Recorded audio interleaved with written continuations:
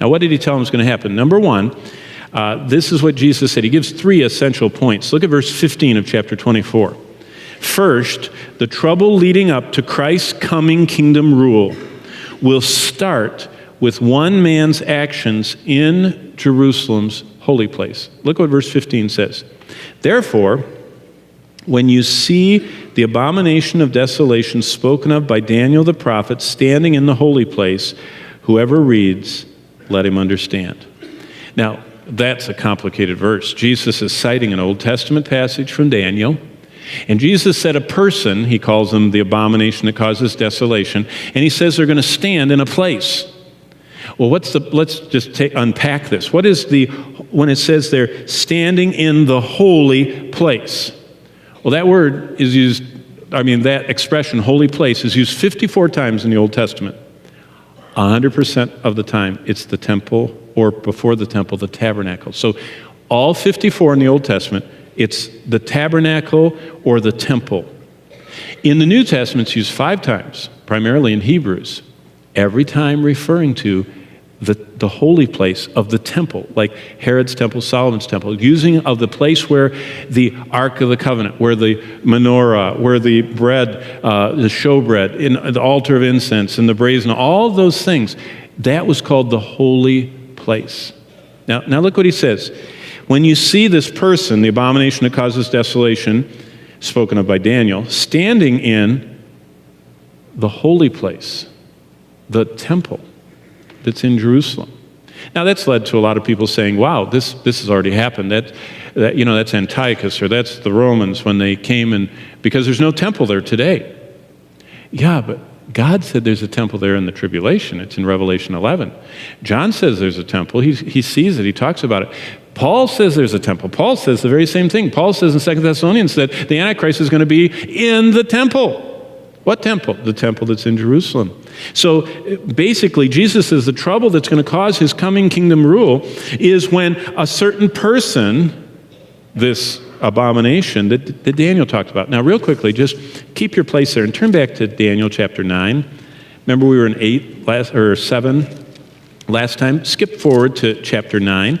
I just want to do 2 verses in there. Chapter 9, verse 26 and 27. And we'll do a simple explanatory Bible study. We'll read through it and talk about what it means. It says, after the 62 weeks, Messiah shall be cut off.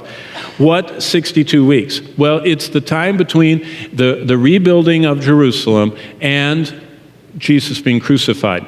It actually starts back in verse 25, and it says that people are going to come back and they're going to rebuild Jerusalem. They're going to put up the wall. They're going to put the streets down. And after 7 weeks and 62 weeks, 7 is in chapter 9, verse 25. After those 69 weeks, Jesus is going to be crucified. How long is 69 weeks? Well, it's about 483 days, if the weeks are days. Between Nehemiah's time and Christ's crucifixion is not 483 days. So we know these aren't literal 7-day weeks. Now in chapter 10, in verse 2, whenever it has the number like 3 full weeks, those are literal 7-day weeks. But this word is actually heptad, it's actually sevens. So there's going to be 69 sevens. Well, if you multiply 69 times 7 years, you get 483 years, and it happens to be exactly how long it was from Nehemiah until the crucifixion. But what's interesting is, it ends with 1 week outstanding. Now watch in verse 26. After the 62 and 7 weeks, Messiah will be cut off. That's the crucifixion, but not for himself. That's the substitutionary atonement. But look now, here comes something beautiful. And the people of the prince who is to come shall destroy the city and the sanctuary. Who destroyed Jerusalem and the temple in AD 70? Daniel said somebody's coming. The Roman Empire. We all know that. Titus and the 9th Legion came and they camped on Mount Scopus and they leveled the place.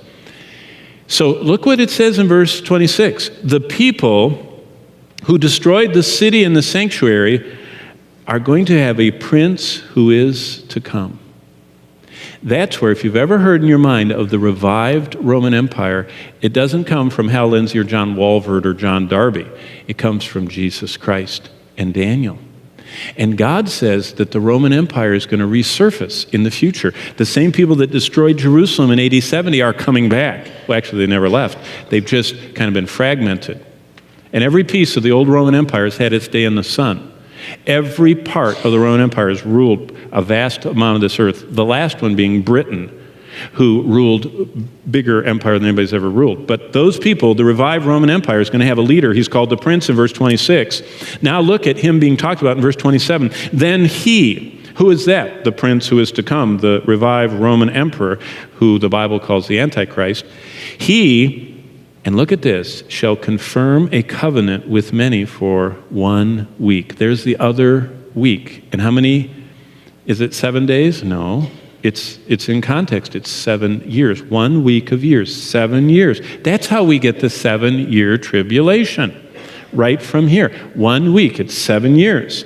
But he will confirm a covenant with many for 1 week. But in the middle of the week, there's where you've heard of mid-trib this or that, or you've heard of the 3.5 years and 3.5 years if you've seen charts. That's what it's from. In the middle of the week, he, who is the he? It's the he of verse 27, he shall confirm. Who's that? It's the Prince of verse 26, who is to come, the Roman revived empire leader. He will bring an end to the sacrifice and offering. So that means some in this week of years, this 7-year period, the Jews are allowed to go back to sacrifice and offering. Boy, will that take an amazing thing for the Muslims to let them do that in Jerusalem. But this leader is going to bring an end to their sacrifices, and here's Christ's quote, and on the wings of abomination shall be one who makes desolate. So that is exactly what Jesus is talking about. Go back to Matthew 24 and look at verse 15. Therefore, when you see this man in Jerusalem, in the temple, that is causing this problem and stopping the sacrifice in the temple and breaking his covenant with Israel, then that's when everything is going to start happening. So the first thing Jesus says is the trouble leading up to Christ's coming in verse 15 of chapter 24 happens when the Antichrist is in the temple. And he puts up his image, and we read that in Revelation. Now look in verse 16. Where does all this happen? Let those who are in Judea flee to the mountains. All this happens in Jerusalem that's in the region of Judea. So all this happens in a literal place with a literal person. Second, look at what Jesus says in verse 21. His coming kingdom rule will follow a global Holocaust. Look what verse 21 says.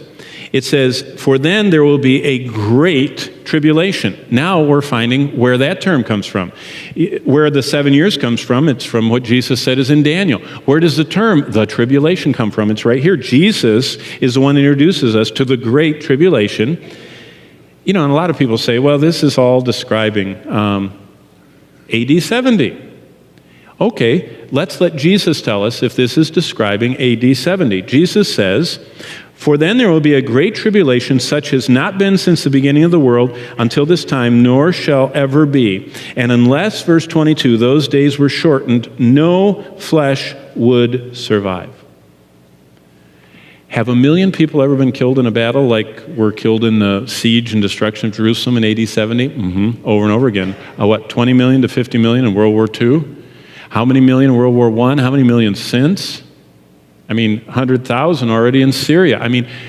The world did not end in AD 70. It wasn't the worst time. It wasn't close to extinction of humanity. Jesus said this event is a singular event. Notice that Jesus uses extreme apocalyptic superlatives. Look back at 21 and 22. He says it's great. He said it's not, nor ever shall be anything like it. And he says no flesh will survive if I don't cut it